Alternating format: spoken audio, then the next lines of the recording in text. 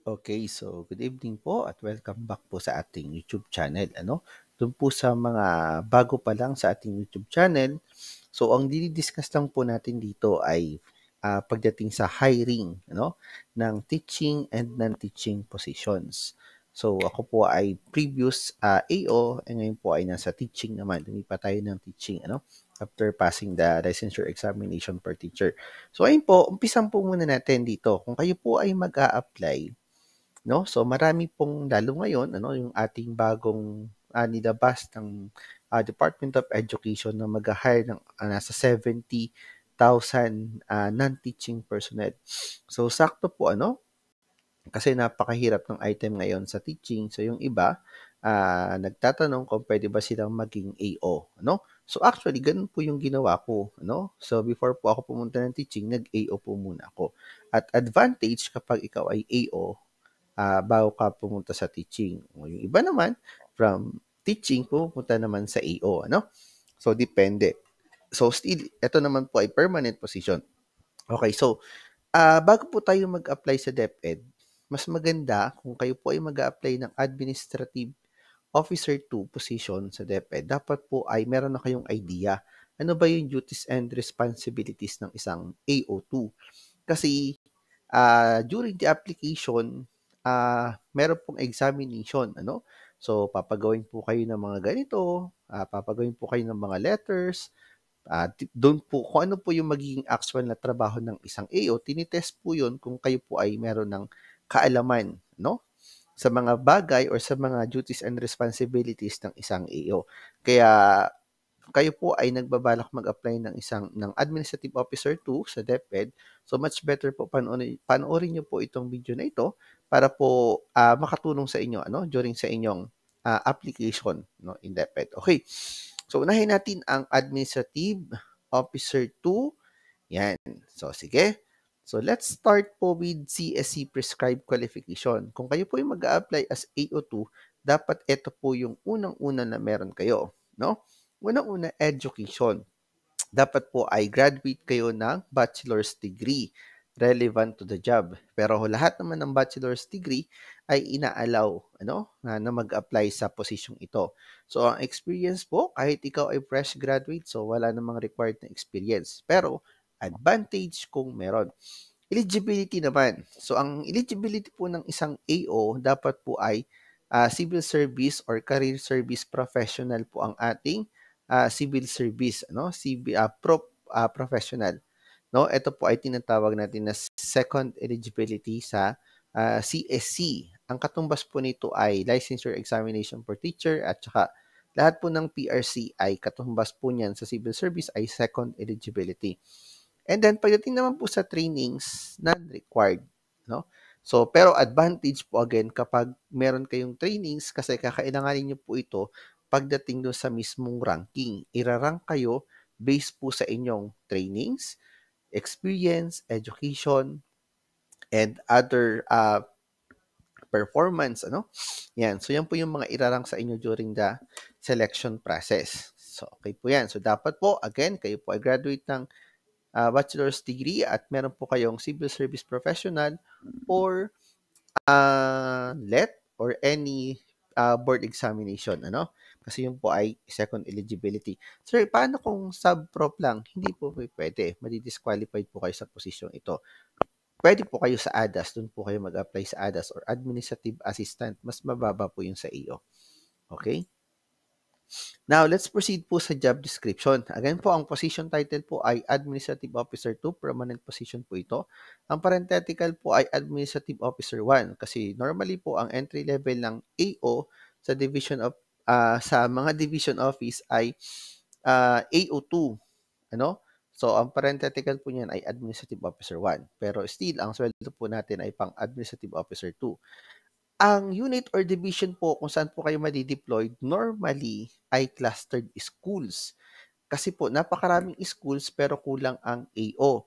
So sa amin po merong mga AOs na 3 school ang hawak.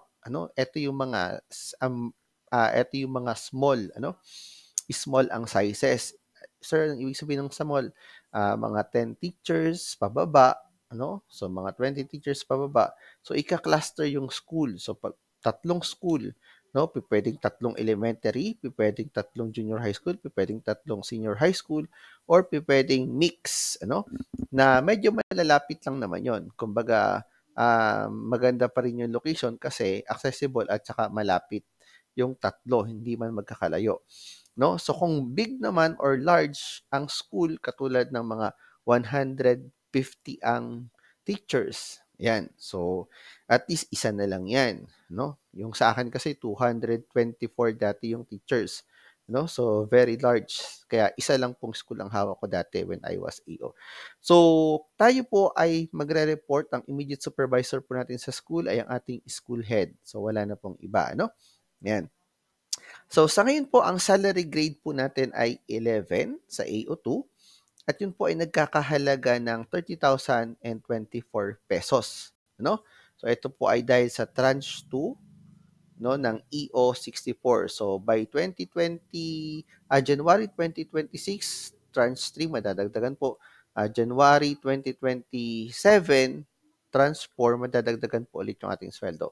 At ang ating pong kung saan po tayo nakasama, ano, kasi ang division office merong OSDS, SGOD at CID department, no? Yun yung tatlo sa isang division office. So tayo po ay under ng Office of Schools Division Superintendent. Kaya pa nagpatawag ang OSDS, so may possibility na makasama po tayo sa mga trainings and seminars para sa OSDS. Okay? So let's start po with our duties and responsibilities. Ang isang AO po ay dito po nakafocus ang kanyang trabaho. So meron po tayong apat. Apat, hinati po sa apat. Kapag wala po dyan sa apat, so hindi po natin siya trabaho.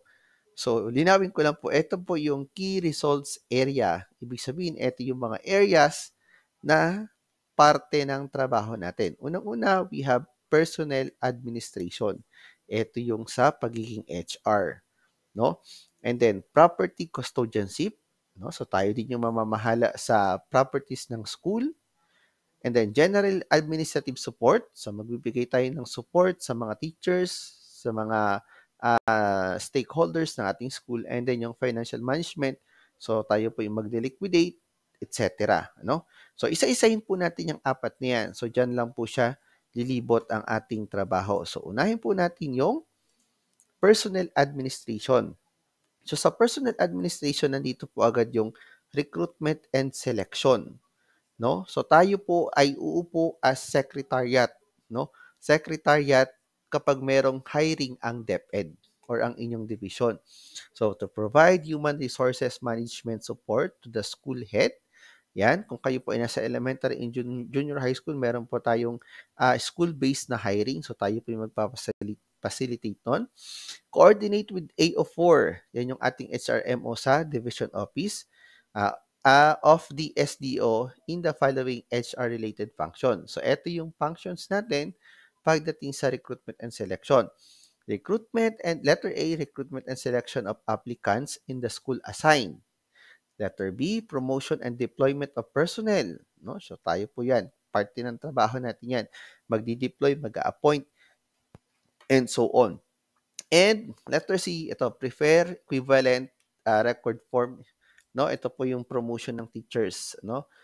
ERF of qualified teachers and submit to SDO for processing. So lahat po 'yan, kung tayo po ay nasa school base, no? So lahat po ng trabaho ng HR ay gagawin po natin sa school. So next po naman, personal records. Letter A, update regularly 201 files. So yung 201 files po, ito po yung lahat ng pertinent papers ng isang teachers at non-teaching personnel. So, meron po tayong stock room kung saan ipa-file po natin na maayos. Act, assist the designated agency authorized officer. No, ito naman po yung sa GSIS, loans and remittances. So, tayo po yung mag-a-assist sa mga AAOs ng division office na katuwang ng GSIS para sa mga remittance and loans. No, kung may maglo-loan si teacher, so, aayusin po natin yan. Kung na-promote si teacher, mag-aara po tayo for promotion para ma-update yung kanyang sweldo at ma-update yung posisyon niya sa GSIS.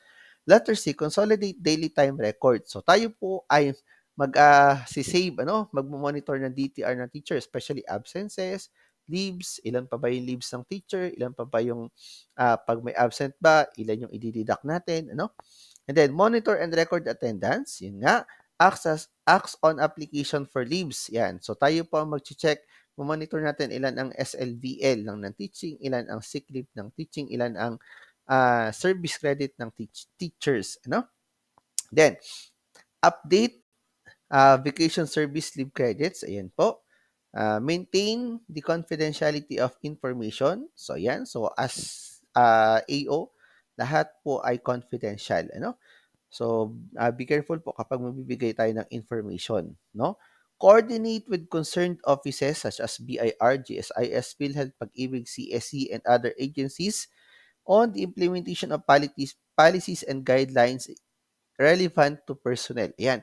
So kapag may mga bagong guidelines, ang BIR, ang GSIS, ang PhilHealth, Pag-ibig, CSC, and so on, tayo po lahat ang magre-relay niyan sa teachers.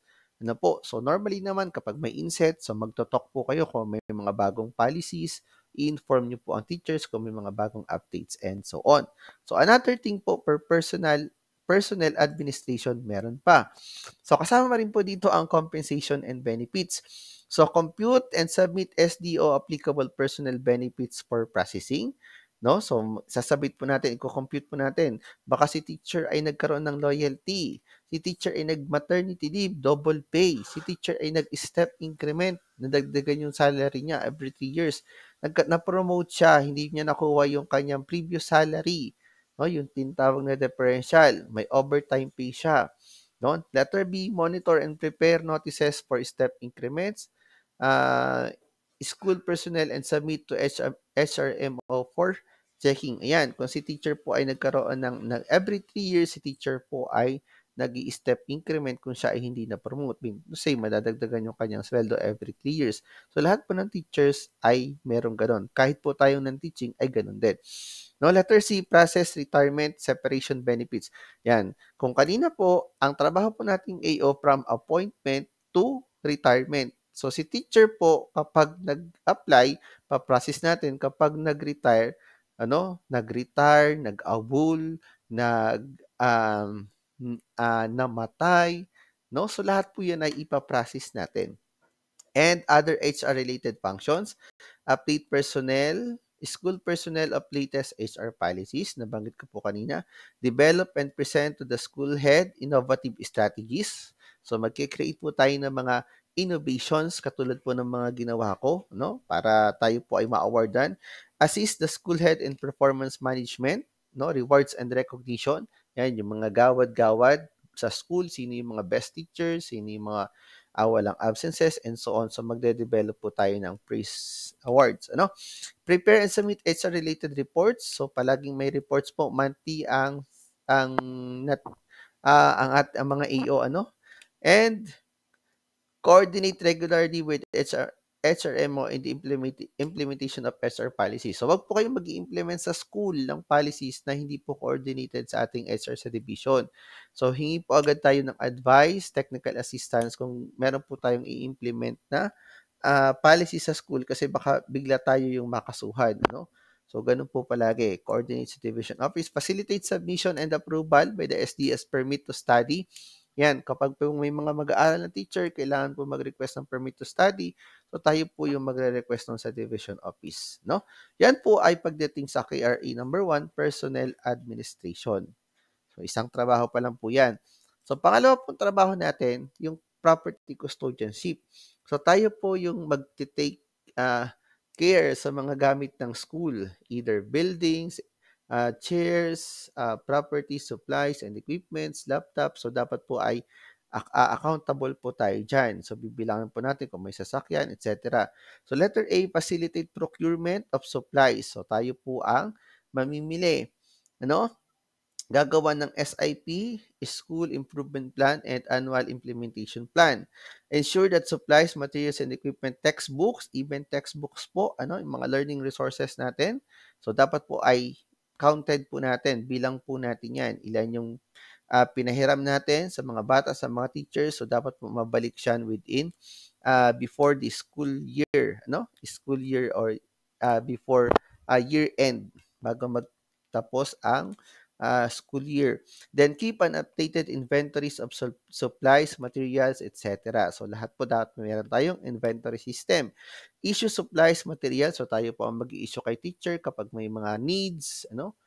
And prepare and submit reports on uh,